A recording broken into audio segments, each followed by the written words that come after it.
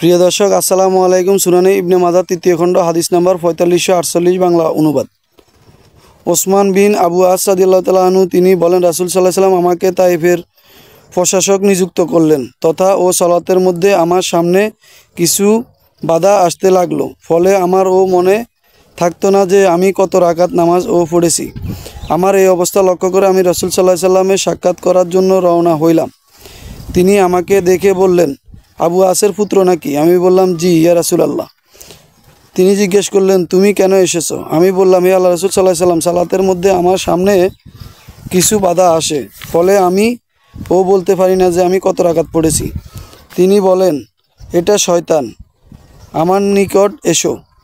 আমি তার নিকট হাঁটু গেড়ে বসলাম।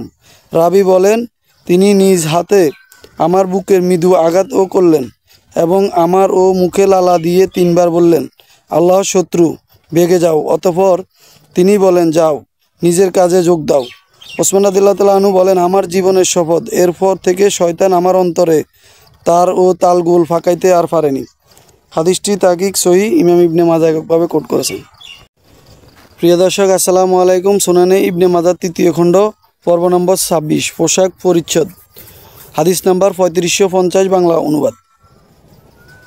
আয়েশা রাদিয়াল্লাহু তাআলা আনহা তিনি বলেন, রাসূল সাল্লাল্লাহু আলাইহি ওয়াসাল্লাম কারুকার্য খচিত একটি পশমি চাদর পরিহিত অবস্থায় সালাত আদায় করেন।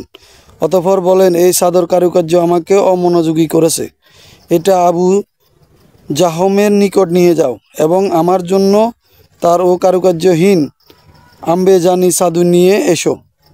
হাদিসটি তাহকিক সহিহ, বুখারীতে 373, মুসলিমে 556, নাসাইতে 771, আবু দাউদে 914, আহমদে 23567 রয়েছে, মুয়াত্তা মালিকে 220, সহিহ আবি দাউদে 888, ইরওয়াতে 376 রয়েছে।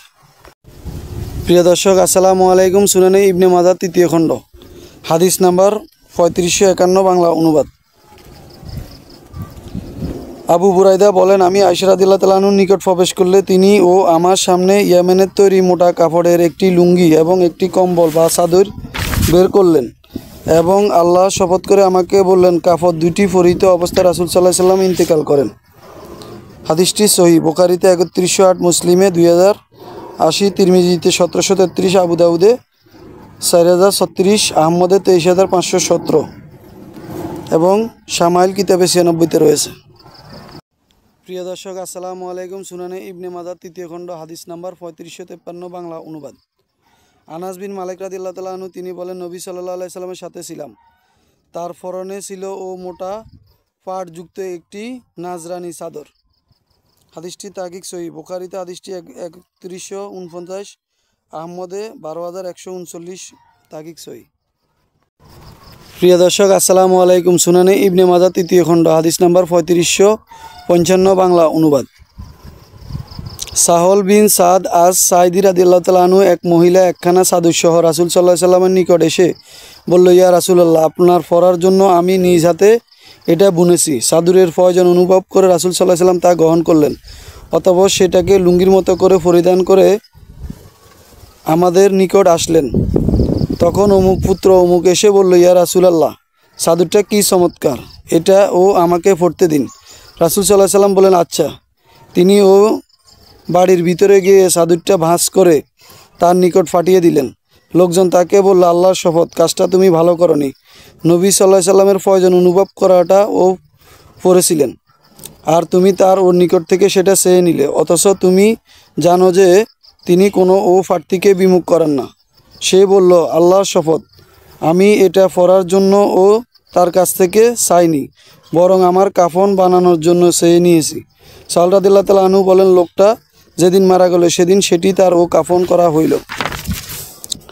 হাদিসটি তাহকিক সহিহ, বুখারীতে 1277, নাসাইতে 5321, আহমদে 22318, দারমিতে 71 নম্বর হাদিসটি রয়েছে। প্রিয় দর্শক, আসসালামু আলাইকুম। সুনানে ইবনে মাজাহ তৃতীয় খণ্ড হাদিস নাম্বার 3558 বাংলা অনুবাদ।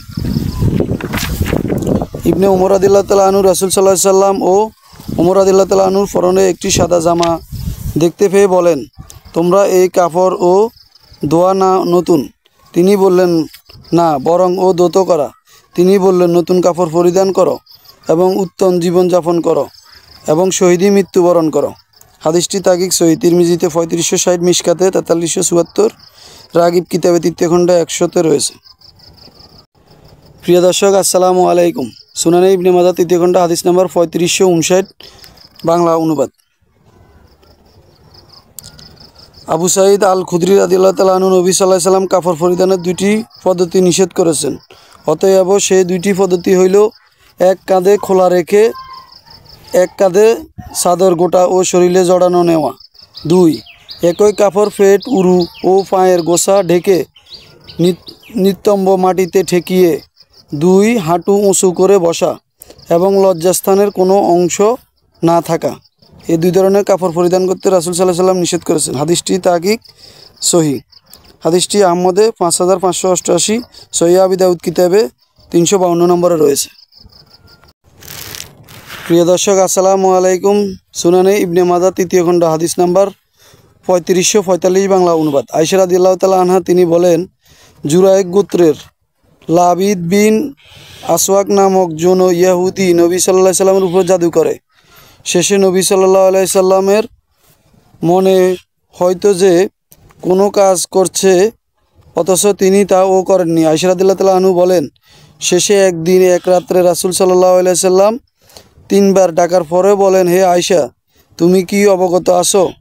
আমি যে বিষয় জানতে চেয়েছিলাম আল্লাহ তাআলা আমাকে জানিয়ে দিয়েছেন। আমার নিকট 2 জন ফেরেশতা এসেছে এবং তাদের একজন আমার ও শিরার কাছে এবং অপরজন আমার পায়ের কাছে বসেন। আমার মাথার কাছে ও যে জন আমার পায়ের কাছে যে জনকে, অথবা আমার ও পায়ের কাছে যে জন ও আমার শিরার কাছে যে জনকে বলেন, লোকটার কি অসুখ হয়েছে? সাথী বলেন, তাকে জাদু করা হয়েছে। তিনি বলেন, কে তাকে ও জাদুগ্রস্ত করেছে? অপরজন বলেন, লাবিদ ইবনে আসাম। তিনি বলেন, কোন জিনিসের মধ্যে? অপরজন ও বললেন, শিরুনির বঙ্গা অংশে এবং শিরুনির সাথে লেগে থাকা চুল নর এবং খেজুর গাছের সরু খোলসে ঢুকিয়ে। তিনি বলেন, তা ও কোথায় আছে? অপরজন বলেন, জি, আরওয়ান কূপের মধ্যে। আয়েশা রাদিয়াল্লাহু তাআলা আনহা বলেন, তখন নবী সাল্লাল্লাহু আলাইহি সাল্লাম একদল সাহাবী সেখানে গেলেন এবং সেগুলো কূপ থেকে বের করা হলো। অতঃপর তিনি ফিরে এসে বললেন, হে আয়েশা, আল্লাহর শপথ, ওই কূপের পানি মেহেদি ও ফেসা পানির মতো হয়ে গেছে। তথাকার ও খেজুর গাছগুলো যেন শয়তানের মাথার মতো। আয়েশা রাদিয়াল্লাহু তাআলা আনহু বলেন, আমি ও রাসূল সাল্লাল্লাহু আলাইহি সাল্লাম, আপনি এগুলো কি ভূমিভূত করেননি? তিনি বলেন, না, আল্লাহ তাআলা তো আমাকে আরোগ্য দান করেছেন, তাই আমি মানুষের মাঝে এই অপচর্চা ছড়িয়ে দেওয়া অপছন্দ করি না। অতঃপর তিনি কূপটি ভরাট করার নির্দেশ দিলেন, তা ভরাট করে দেওয়া হইল। হাদিসটি তাকিক সহি। হাদিসটি বুখারীতে 3175, মুসলিমে 2189, আহমদে 23717-তে রয়েছে।